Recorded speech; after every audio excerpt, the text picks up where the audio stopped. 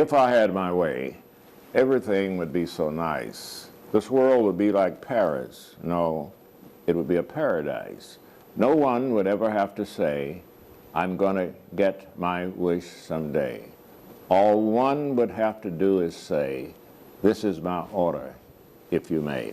Welcome to another episode of The School Without Walls. I'm Antonio Hobbs, host and founder of this educational program. We are online throughout the world, so you might pull up the UAPB's webpage, and on the right-hand side, go to YouTube and scroll down to The School Without Walls. We'd like for you to do that. Also, the program is designed to present to you successful African Americans that might serve as role models, especially local role models. We're trying to get our youngsters to recognize that they don't have to go abroad to find someone who is successful. And today I'm proud to present to you Mr. George W. Richardson with the U.S. Department of Agriculture. You're a liaison person between the department and this university, right? That's correct. Okay, now tell us what is the responsibility of a liaison person? Well, and why? What and why? It's kind of hard to define, except that you go back to the beginning. Mm-hmm. And if you will permit, I would like to go back to the history beginning. Of it. Uh-huh. A lot of people don't know it, but the University of Arkansas at Pine Bluff is a land-grant university. Mm-hmm. And, of course, so is the University of Arkansas at Fayetteville. Mm-hmm. But it was designated as a land-grant university in 1862. Mm-hmm. And, of course, during that time, black people in America were slaves. Mm-hmm. And the University of Arkansas at Fayetteville was not really designated for educating black people. Mm-hmm. However, after the war and black people were freed, there was a need to educate the uneducated 4 million black people in America. Mm-hmm. So there was a need for them to go to the 1862s. However, in the southern states, they decided that we have segregated facilities, so you can't go to the 1862s. Mm-hmm. And for 28 years, from 1862 to 1890, mm-hmm. There was no place for the black people in the southern states to get an education at a land-grant university. Hmm. But in 1890, another act was passed to supplement the 1862 Act. Mm-hmm.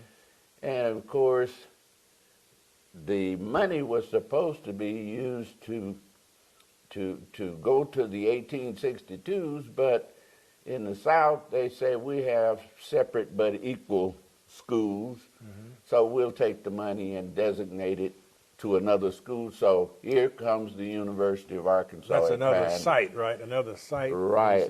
That's how we get the University of Arkansas at Pine Bluff. Mm-hmm. It was designated as a land-grant institution because of the 1890 Act. Mm-hmm.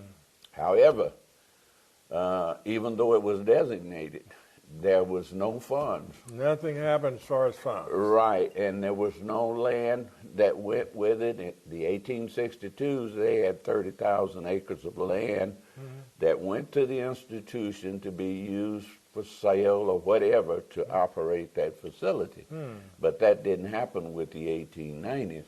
Mm. And it wasn't until 1972 that the University of Arkansas at Pine Bluff got 1972 that it got some funds to do what it was supposed to do, and that's extension, research, and teaching. In 1890, I suppose it got the money in 1890. Right.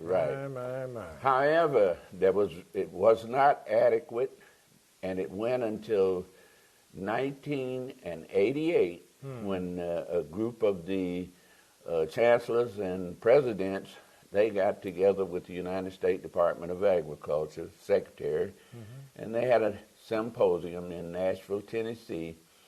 And what grew out of that symposium was that the 1890s would develop a new partnership between the university, the 1890 universities, and the United States Department of Agriculture.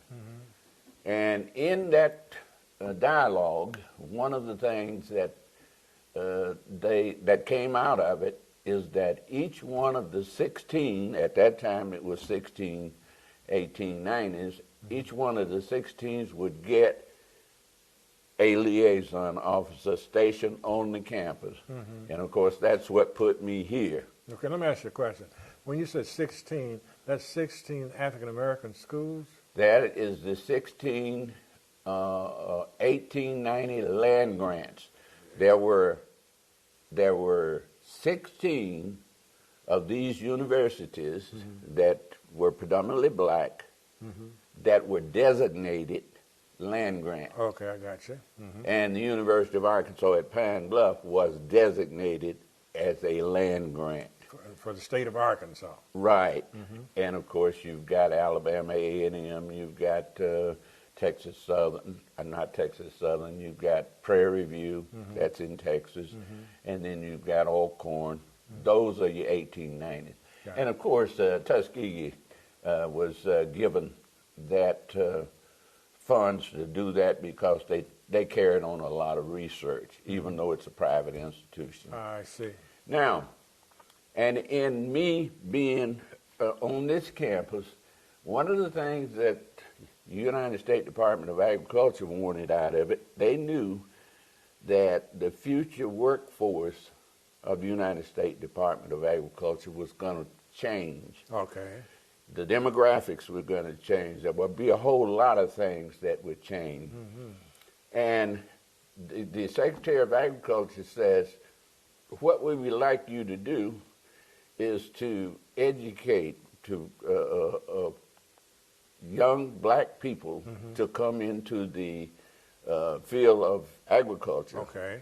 And of course, for that, we're going to give you some money. And of course, out of this partnership came the USDA National Scholars Program. Let us stop on that note for a station break, and we'll be right back to continue this rich history that you're giving us. Those of you who have just joined us, I'm Anthony O'Hobbs, host of this educational program. My guest today is Mr. George Richardson, who is a liaison person with the United States Department of Agriculture. You were giving us a good history in the first part, leading up to what is your job here, what is your job responsibility. Now, what are some of the many things you do here on the campus? Okay, now, some of the many things that I do as a result of this partnership, I wanted to make it perfectly clear what the partnership was all about and what we were trying to accomplish.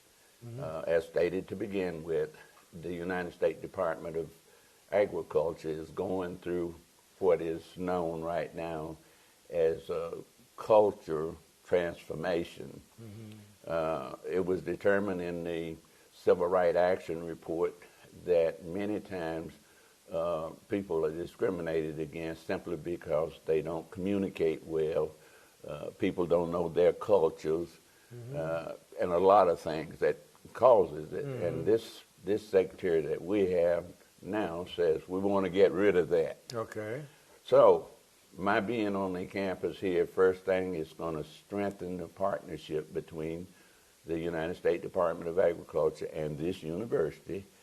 It's going to assist in strengthening or expanding and building your physical facilities, such as new buildings and so forth, and you've probably seen the new buildings that have been built in the last 20 years and financed through the Department of Agriculture. We've developed 2 centers of excellence on the campus, the Aquaculture Fisheries Department and the Agriculture Regulation, which is We have a master's degree program in that, and we have a PhD program in the aquaculture fisheries. The regulatory science program that we have on this campus is the only regulatory science degree program in the whole United States. Say that again. It's the only degree program in regulatory science in the United States. Now, what is regulatory science? Okay, that's where you're going to be dealing with all of your regulations, your compliances, everything come in and go out of this country. You've got inspections, and it's got to meet a certain compliance. Is that related to agriculture or everything? It's related to agriculture. All of the products. agriculture products that leave the country, this person is certified to do whatever? This is true. And a lot of people don't know that. No, I didn't. Of course, you probably noticed that we've gotten a lot of equipment and furnishings and all of that on the campus. We were able to get something like $5 million worth of excess government property to improve our facilities here for teaching, research, and extension. And that's our mission. We couldn't carry out our mission simply because we didn't have the equipment, such as research equipment. But we have that right now. And of course, you can see that the university has changed a whole lot. Many times people come on this campus and they never see what this campus is all about, and it's agriculture. They never go out to the farm. They don't know it's out there. But that is the strength of this university. Now, where's the farm located? The farm is located about 1 mile north of this, where we are right now. 1 mile north. Right, and that's where the research facilities are located, the extension facilities are located, and of course we have teaching facilities there also. We provide, and when I said we, I'm talking about the United States Department of Agriculture, provide summer interns for students who are studying agriculture and food sciences here at the university. And of course that is to give them some experience, work experience prior to graduating and hopefully going into the field of agriculture. Does that mean on this campus or with businesses? It's with, mostly with our agencies. When I started, we had 29 agencies. Now, having to cut back. We've cut back now. We don't have that many, but we still have a number of agencies that these students can work with every summer. Is that throughout the number of black universities we have? Right. In those states, in those areas? Everyone would be doing what I'm doing. Okay. Yes. Okay, that's very good. Now, you also have a large farm outside of this one on campus, don't you? Right. We have a farm that's located in Lone Oak, Arkansas. It's about 50 miles from here, and that farm is constitute 871 acres. And of course, that farm came to the university through the Access Property Program, the one that I was telling you about a little bit ago. Not only were we able to get trucks and buses and what have you, we were able to get some land. And that farm was given to the university by the Secretary of Agriculture. Is that right? That's right. And it was given for research purposes. That farm has been designated as a wetland water management center, and it has been named the Pearlie S. Reed, Robert L. Cole Small Farm Wetland Water Management Center. Let me ask you this before we break. What is a wetland? When you say wetland, what do you have? Well, there are a lot of land in America that farmers have been farming for years that are wetlands that should not be farmed. When you say wet, you mean actually water has caused it to be wet. Right. The water that's in the soil is not conducive to normal cropping. And what the Wetland Water Management Center is doing is trying to get people to use those lands for other purposes, as well. Since it's a Wetland Water Management Center, we're doing research on the decline of the aquifer that produces underground water. I don't know whether you know it or not, but most of that area, they grow rice, fish, all of that, and it requires water. Right. And we pump so much water from the soil, now we got to start. Have a deficit of water underground, is that right? Right. Let us stop on that note, and we'll come right back discussing that farm. Okay. Those of you who just joined us, I'm Anthony O'Hobbs, host of this educational program called The School Without Walls. My guest today is Mr. George Richardson, who is a liaison person with the university, from the U.S. Department of Agriculture. You were talking about the large farm that they have out near Lone Oak, and you did say it was a wetland farm, right? But you do grow crops on it, right? Right. One other thing I want to ask you, and then after that, I want you to go into talking about the careers that come out of agriculture as a whole. Now, there are persons in our agriculture department who are actually scientists, right? They are scientists. That's Agriculture Research Service. Right, which is, they really consider, would they be scientists, right? They're Right. working on things, doing research. Well, I hadn't given too much thought to that till after you mentioned that. They're doing research and scientifically dealing with various things. That's wonderful. Now, what are some of the jobs that might come from agriculture? I know a lot of people traditionally thought agriculture meant preparing you to go plant crops and work in the field, but there's much more to it than that, isn't it? That's true. At one time, you probably had 50% of the people in America involved in agriculture. At one time, there were more than that, but right now, you probably have 2 or 3% that's involved in the production agriculture. But from production agriculture to getting something on the table to eat, there's a whole lot of jobs. Okay. So everything that's between producing the crop and getting the crop to where it is ready to be consumed is agriculture. Okay. That's value-added agriculture. So that's where the jobs are. I mentioned just a few minutes ago regulatory science. Okay. And that is a degree program. Those people are being adequately trained to where they would inspect these crops and things to make sure that diseases are not spread from one country to another. Okay. We probably have right now more than 20 active agencies. At the time that I started, we had 29. But all of those agencies employ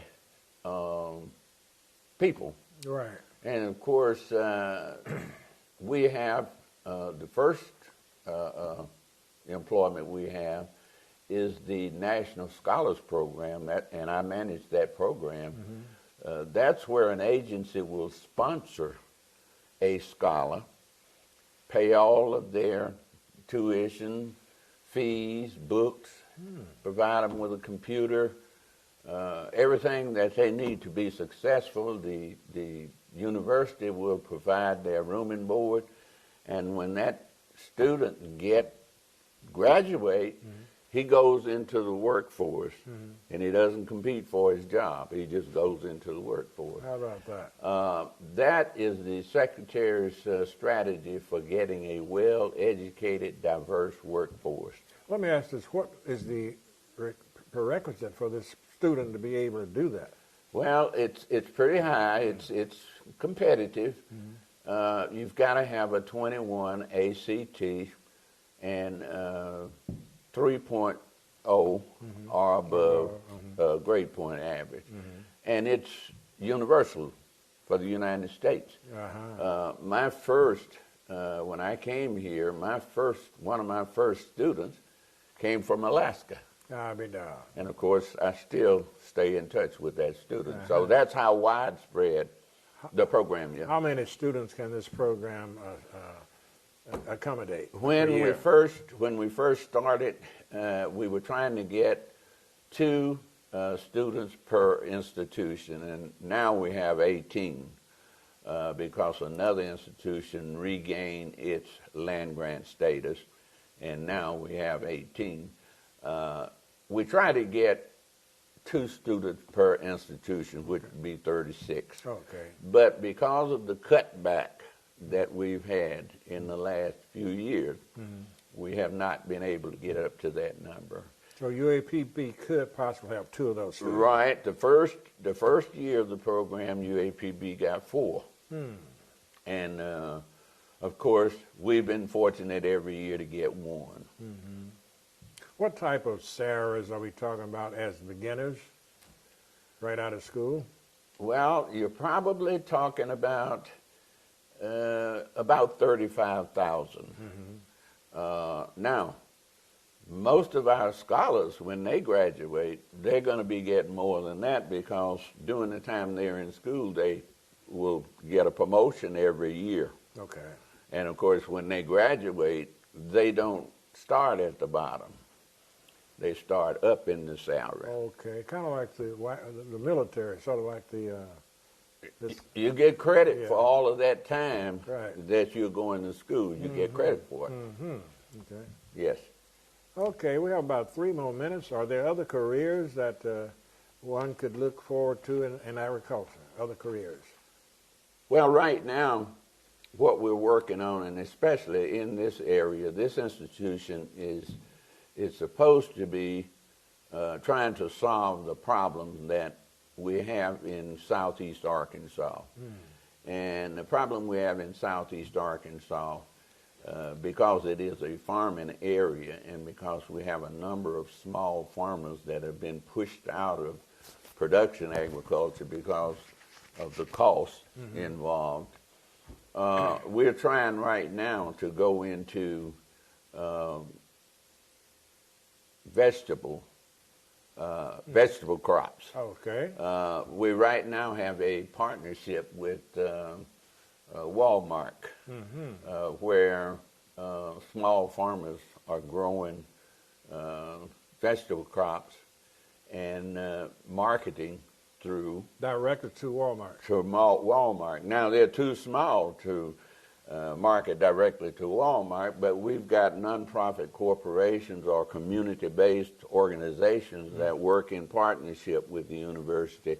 They act as a marketing agent to help to market those products, right. And that's what we're heavily involved in now, because I'm actually with the Office of Advocacy and Outreach. That is under the Secretary of Agriculture. I just finished a teleconference just a few minutes ago.